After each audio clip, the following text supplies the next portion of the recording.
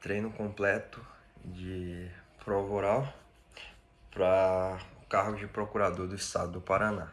Vou ler as questões em voz baixa e ir respondendo, tudo no tempo de 30 minutos.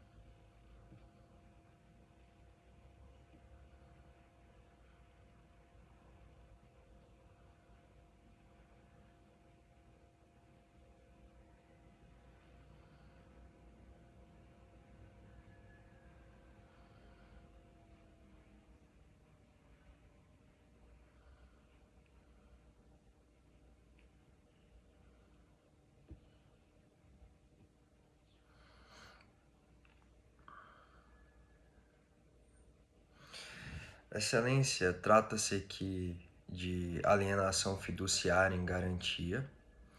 E respondendo ao primeiro quesito, se haveria a possibilidade de Bento Santiago purgar essa mora, pagando apenas 4 parcelas, quando aqui no caso consta que existem 4 parcelas vencidas e 6 a vencerem, entende a jurisprudência do STJ pela não possibilidade.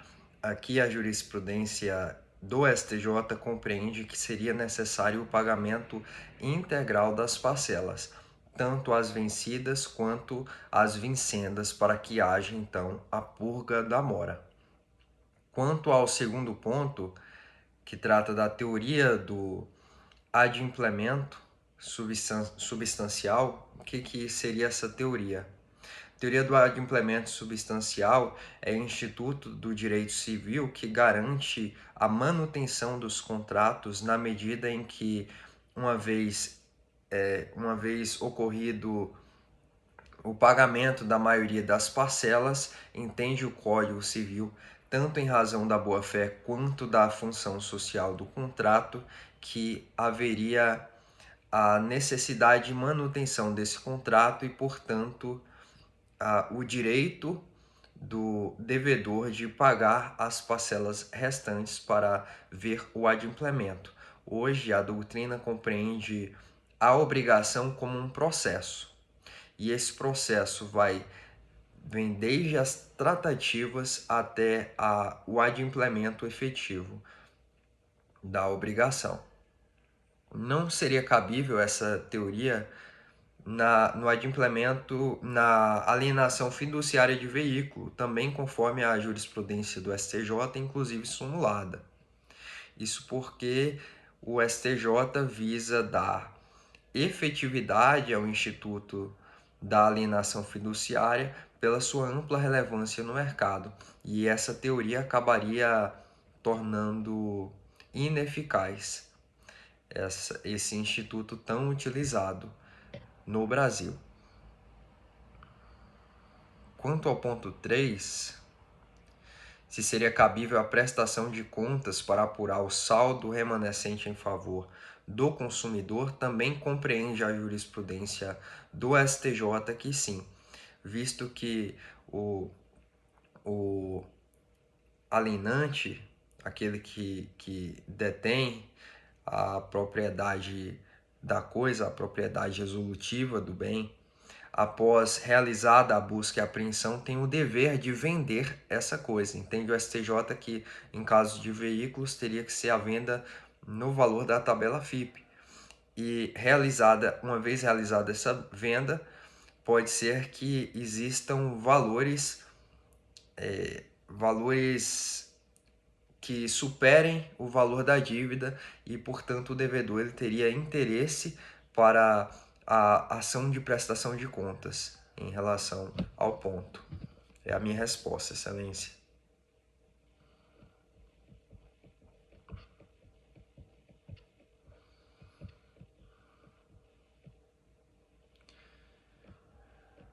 Segunda pergunta. Passo a leitura.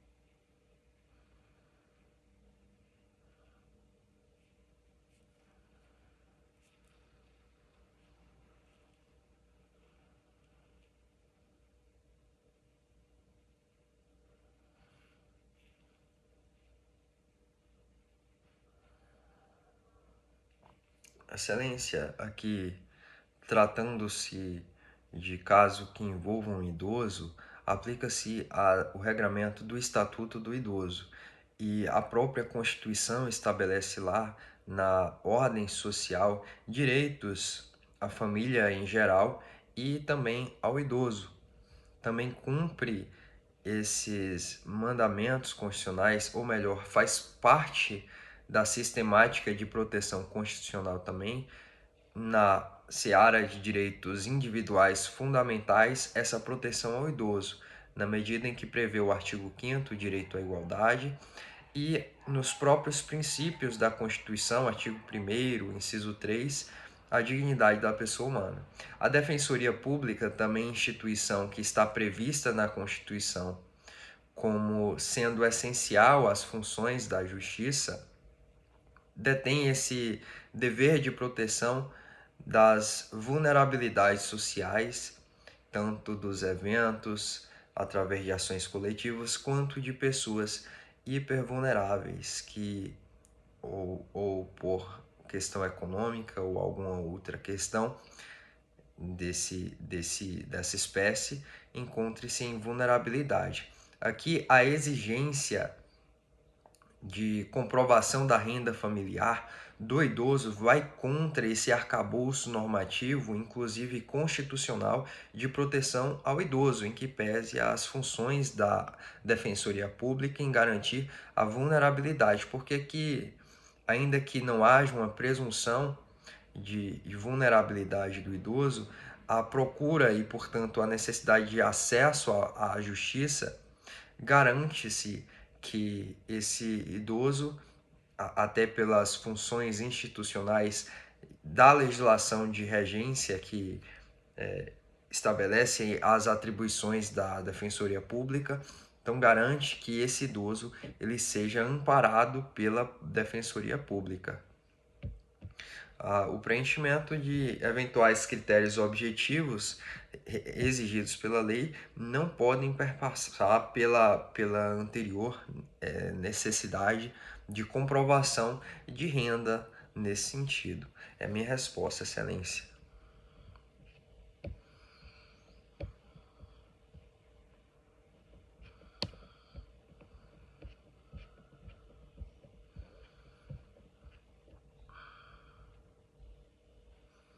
Próxima questão.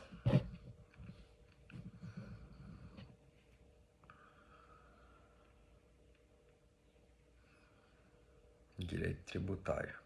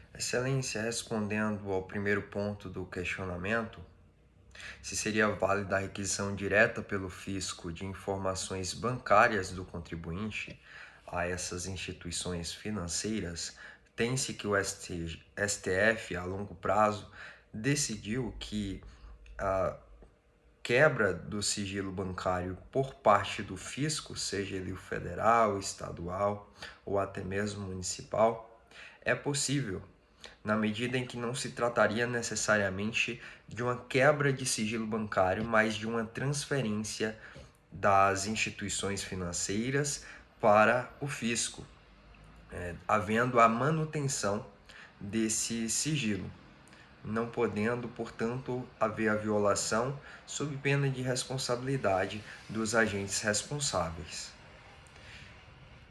Também entendimento do STF acerca da validade desse compartilhamento com o Ministério Público. Trata-se aqui de representação fiscal para fins penais. Isto é, temos que existe uma necessidade de, uma vez verificadas a ocorrência de determinado crime na seara tributária, até mesmo por conta do princípio da obrigatoriedade estabelecido para o Ministério Público da ação penal, que exista essa representação do fisco para com o Ministério Público, para que sejam apuradas e tomadas as medidas de direito. O STF entendeu que essa troca de informações entre o fisco e o Ministério Público, ainda que na seara criminal, não ofende a Constituição, uma vez identificados ou verificados indícios de autoria do crime material contra a ordem tributária. Quanto ao ponto 3, se seria permitido ao fisco utilizar no âmbito do processo administrativo instaurado provas obtidas sem observância das prescrições legais, tendo em vista apenas a constituição do crédito tributário, é necessário apontar que a jurisprudência, tanto sumulada quanto a jurisprudência corriqueira do STF e STJ, não corriqueira, mas a jurisprudência de longa data dessas cortes superiores constatam que existe uma refazendo a jurisprudência do STF e do STJ, inclusive a jurisprudência sumulada, compreende que a utilização de provas ilícitas, seja no processo judicial quanto no processo administrativo, inclusive a súmula recente do STJ, ofende a Constituição e sendo, portanto, inadmissível no direito. Aqui a utilização do processo das prescrições legais e a própria constituição do crédito tributário tem que vir embasado no processo administrativo que observe o contraditório, a ampla defesa. Então, tendo em vista essas situações, não seria possível que o fisco utilizasse dessas provas obtidas sem que as prescrições legais sejam observadas, sob pena de ofensa ao próprio artigo 5º da Constituição, que garante um devido processo legal. Próxima questão.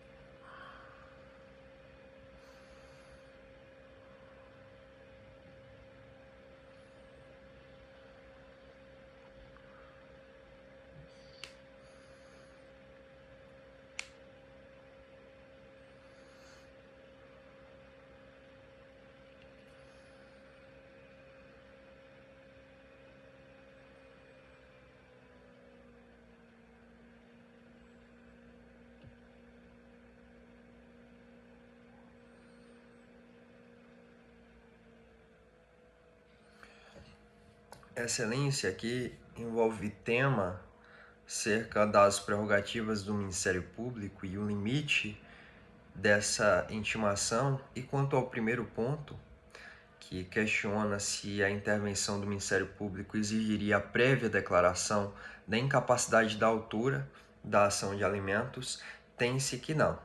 O Ministério Público possui ali na Constituição da República a sua caracterização como função essencial à justiça, ali destaca-se as competências dessa instituição e, bem assim, o Código de Processo Civil estabelece as hipóteses em que o Ministério Público, como fiscal da ordem jurídica, deve agir em consonância com a Constituição. Então, a intervenção do Ministério Público, nesse caso específico, não dependeria da declaração de incapacidade da autora, até porque aqui envolve dois filhos maiores e capazes, ou melhor dizendo, o fato de haver dois filhos maiores e capazes não retira a necessidade de intervenção do Ministério Público, justamente porque que disse que há uma comprovada doença psíquica grave, a esquizofrenia.